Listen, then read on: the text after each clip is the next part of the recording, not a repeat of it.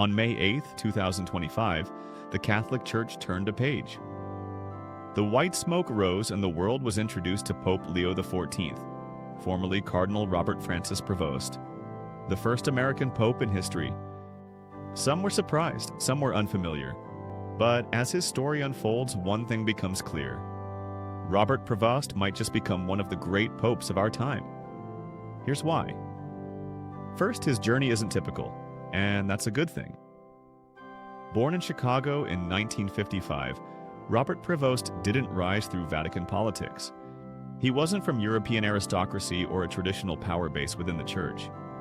Instead, he took a path grounded in service, mission, and humility. He joined the Order of St. Augustine, a religious order known for community, study, and service. His mission? Peru. He spent more than 20 years living and working in the city of Chiclayo. There, he wasn't a celebrity or a bishop behind a desk.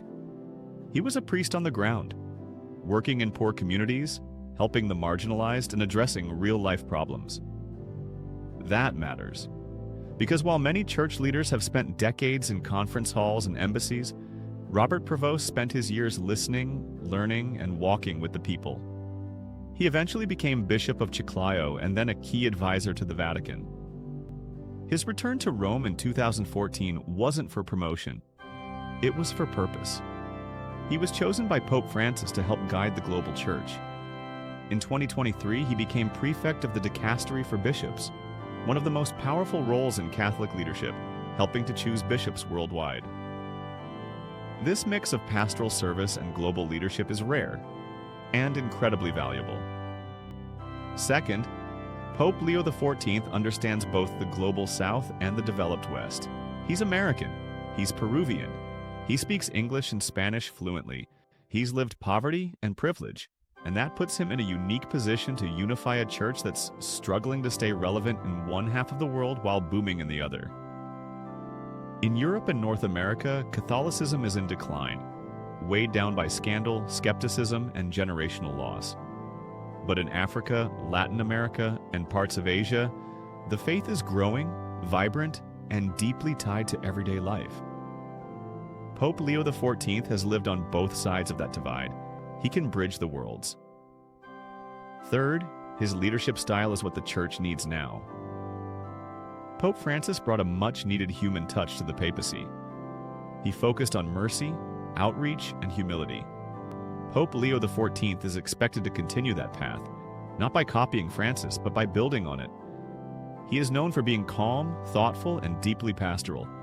He doesn't seek the spotlight, he seeks solutions. He's not a celebrity pope, he's not a politician. He's a shepherd, a word the church loves but rarely sees lived out so consistently. Fourth, he's deeply respected by those who've worked with him. Bishops, cardinals, and priests from across continents describe him as principled, discerning, and kind. He listens before speaking, he prays before acting, and he has never lost his sense of mission, even after reaching one of the most powerful roles in global religion. In a world filled with loud leaders and fast opinions, Pope Leo XIV represents something different: depth. He's also stepping into the role at a critical time. The church is facing questions it can no longer ignore. The role of women, LGBTQ+ inclusion, clerical abuse accountability, environmental justice, global inequality. While Leo XIV is not expected to radically shift doctrine, he is expected to approach these issues with compassion, clarity, and conviction. He won't rush change, but he won't ignore the cries for it either. And that may be exactly what the church needs. Not revolution, but steady, faithful reform. Lastly, his choice of name, Leo XIV, was no accident.